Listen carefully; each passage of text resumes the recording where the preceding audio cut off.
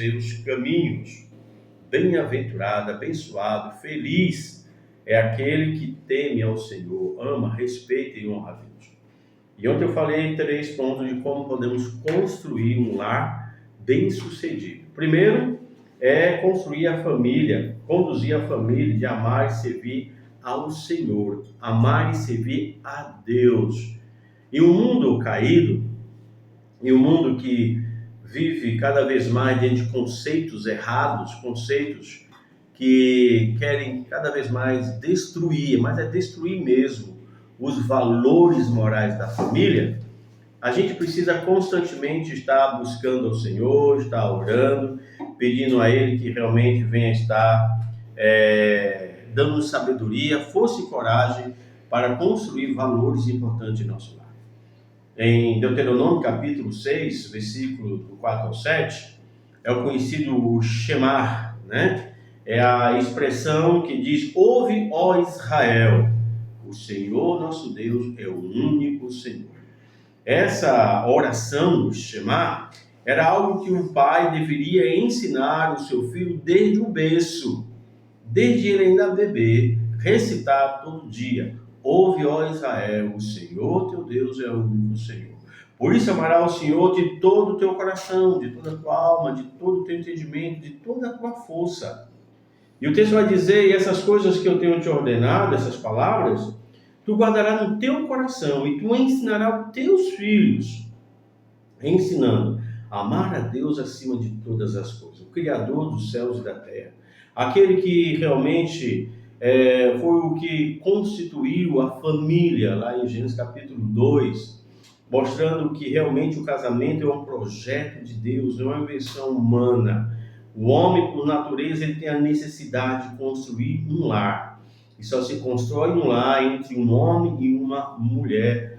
A Bíblia deixa bem claro: não é bom que o homem esteja só. Falei uma auxiliadora que lhe seja idônea. Olha só, uma companheira. Foi assim que Deus criou ali o primeiro casal e que ali também constituiu a família. E essa família deveria ser conduzida a amar a Deus acima de todas as coisas, obedecer a Deus, servi-lo.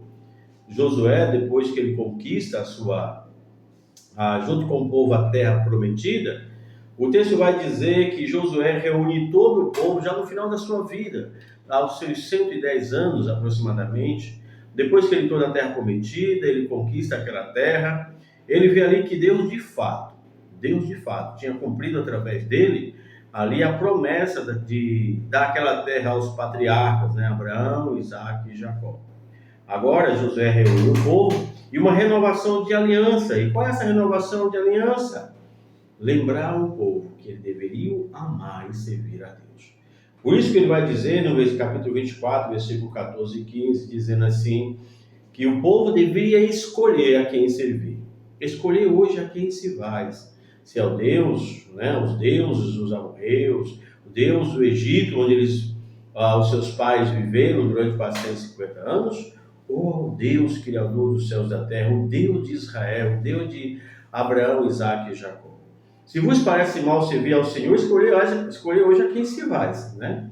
Ele chama o povo a uma escolha, a uma renovação de aliança. E ele faz a seguinte confirmação: eu e minha casa serviremos ao Senhor, né? Ele toma a decisão junto com a sua família: estarei conduzindo a minha família a amar e servir ao Senhor. E bem-aventurado aquele que conduz a sua família a amar e servir ao Senhor. Segundo, conduzir a família à edificação no temor ao Senhor.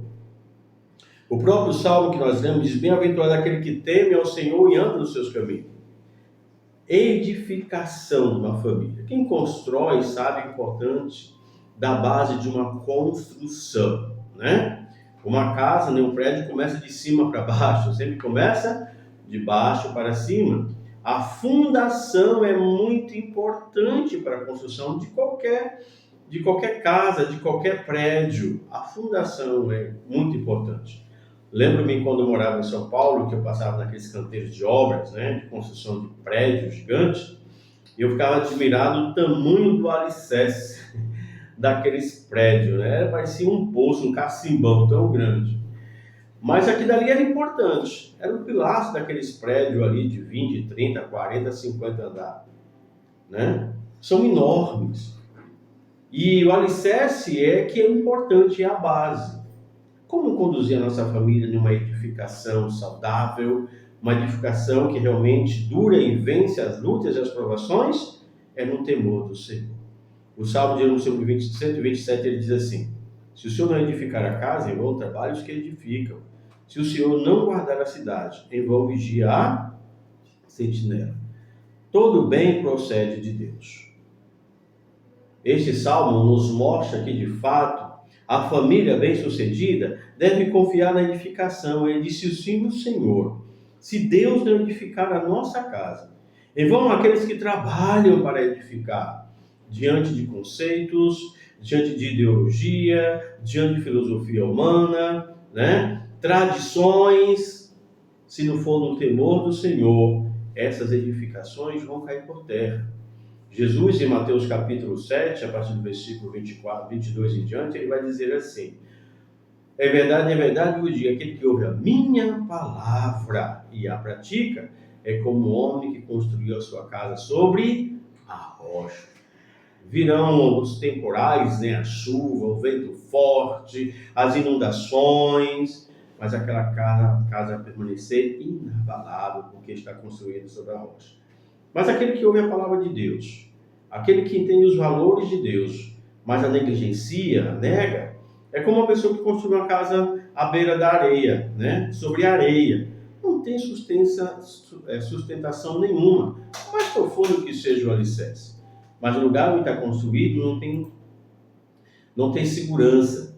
E quando vem aí os fenômenos naturais, e Jesus vai dizer o vento forte, a chuva, os rios transbordarem, aquela casa vem cair. Por quê? Está construído sobre a rocha. Conduzir a família na edificação no temor do Senhor é uma família firme, uma família inabalável. O texto diz que Jó, todas as vezes quando seus filhos se reuniam para os seus banquetes, quando terminava aquele período, diz que Jó pegava os seus filhos, acordava de madrugada e levava o seu filho para quê? Para sacrificar ao Senhor.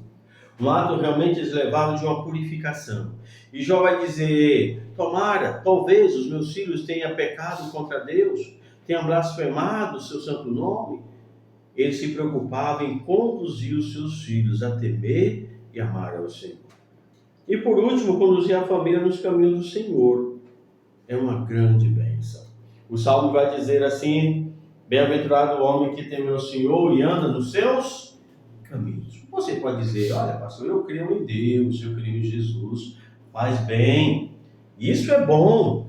Mas isso não quer dizer nada se você de fato não anda nos seus caminhos, diante dos seus princípios e os valores da sua palavra. Tiago, a carta de Tiago, que era o irmão de Jesus, ele vai dizer assim: se você crê em Deus, faz bem. Os demônios creem que estremece.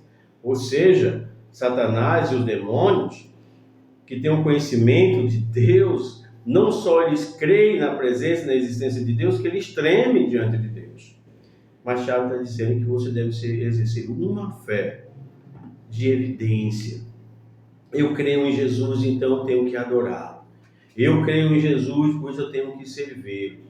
Eu creio em Jesus Cristo, então eu não posso ter nenhum outro Deus, nenhuma outra imagem, nenhuma outra crença no meu coração. É o Shema. Ouve Israel, o Senhor teu Deus é o único Deus, digo, de toda honra e de toda glória. Por isso, meus amados irmãos, meus amados queridos, você pai, como é que você está construindo a sua família? Quais são os alicerces que você está construindo no seu lar, para que amanhã depois, seu filho vai crescer, seu filho vai ficar maior de idade, seu filho vai viver no mundo, e quando ele fala no mundo, dizemos assim que vão trabalhar, né? Vão formar, vão viver, né? Construir também os seus valores de lá. Para ele entender os valores, ele precisa aprender agora, né? Minha mãe dizia que ela criava filhos para o mundo, né? Ela dizia assim: amanhã vocês vão crescer, e vocês vão sair de casa, e vocês vão continuar com a vida de vocês, eu estou criando filho para viver no mundo, né? E enfrentar as lutas do mundo. enfrentar aí as decisões de sua vida. E ela dizia, por isso que eu tenho que criar em vocês valores duradouros, valores que seguirão por toda a vida de vocês. E todos nós sabemos a importância do Pai. Para isso construirmos realmente essa grande obra, que é a nossa família, precisamos conduzi-los a amar a Deus e servir a Deus, ao Deus único e verdadeiro, o Criador dos céus e da terra. Precisamos conduzir a nossa família na edificação do temor do Senhor, conduzir a nossa família nos caminhos do Senhor. E como é que eu posso conduzir minha família nos caminhos do Senhor? Certo homem perguntou para Paulo e Silas, varões, o que é que eu devo fazer para ser salvo?